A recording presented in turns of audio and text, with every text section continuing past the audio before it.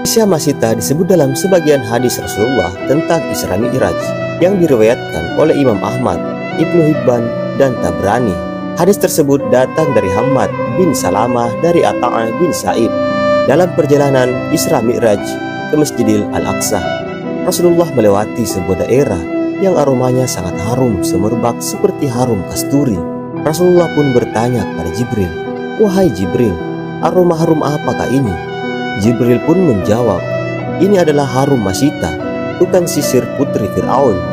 Rasulullah pun kembali bertanya, "Apa gerangan kelebihan Masita?" Maka Jibril pun menggambarkannya kisah Masita ini kepada Rasulullah yang kurang lebihnya sebagai berikut. Ribuan abad silam menjadi saksi sejarah kehidupan seorang wanita yang hatinya dipenuhi keimanan dan ketakwaan kepada Allah. Saat itu, tanah piramida dikuasai Fir'aun yang bengis. Ia memaksa seluruh rakyat Mesir menyembahnya. Allah telah mengutus Nabi Musa untuk menyelamatkan Bani Israel dari kekejaman sang raja. Namun, Fir'aun teramat kejam hingga mereka yang beriman begitu takut untuk memperlihatkan keimanannya kepada Allah. Salah satu yang menyembunyikan keimanan tersebut yakni seorang wanita bernama Masita beserta keluarganya. Masita merupakan salah satu pelayan istana Fir'aun. Ia bertugas sebagai tukang sisir putri Fir'aun. Sejak bertahun-tahun silam, keluarga Masita setia melayani istana. Ketika agama Ibrahim disampaikan Musa di tanah Mesir, mereka mengimaninya. Namun, tak ada yang tahu keimanan Masita, termasuk sang majikan. Hingga suatu hari, tibalah saat Allah menguji keimanan Masita dan keluarganya. Saat itu, Masita tengah menyisir rambut putri Fir'aun.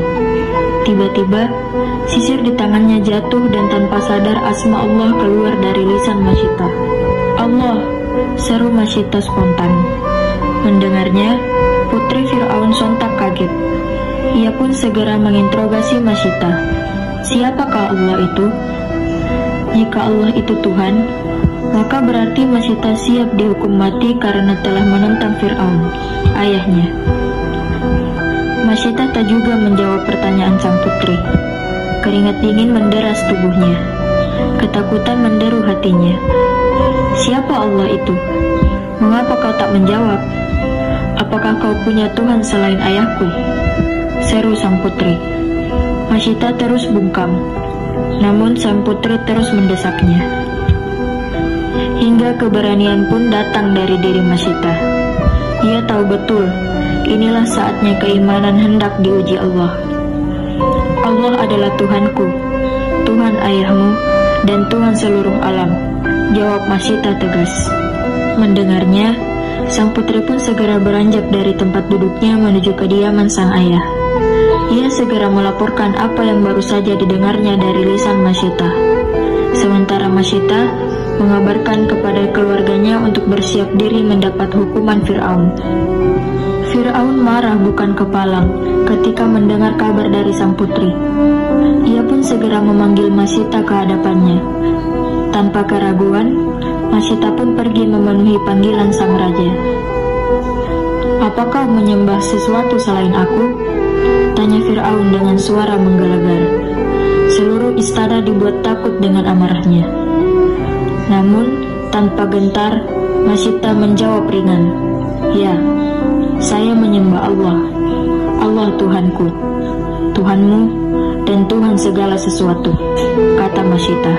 Geram, Fir'aun pun menyuruh pengawalnya untuk mengikat Masita, kemudian menaruh seekor ular besar di hadapannya.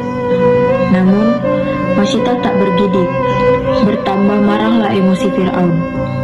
Ia pun segera memanggil tangan kanannya, Hamam, untuk mengeksekusi mati keluarga Masita.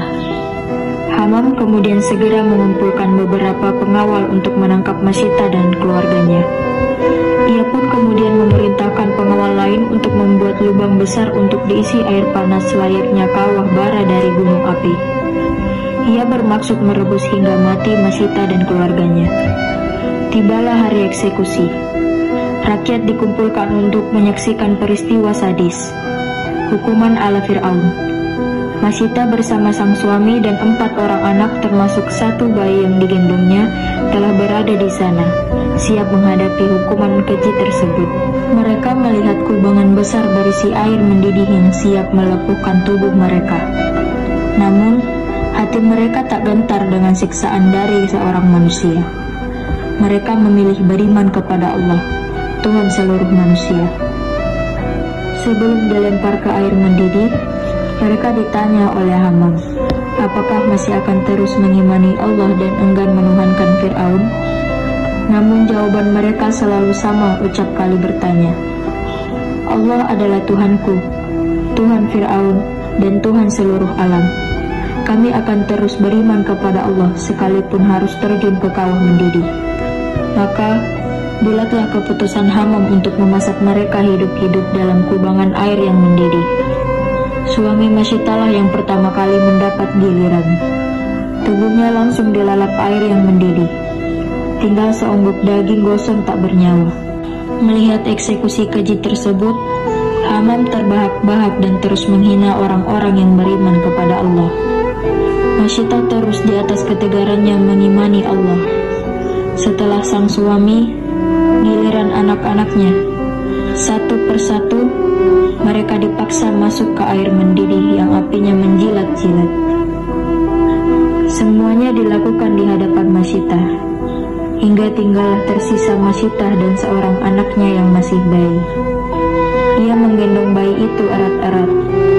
Hatinya masih tegar di atas agama Allah. Maka diseretlah ia dan bayinya mendekati air yang teramat panas itu. Ketika hampir memasuki kubangan air, tiba-tiba setan membisikkan keraguan di dalam hatinya.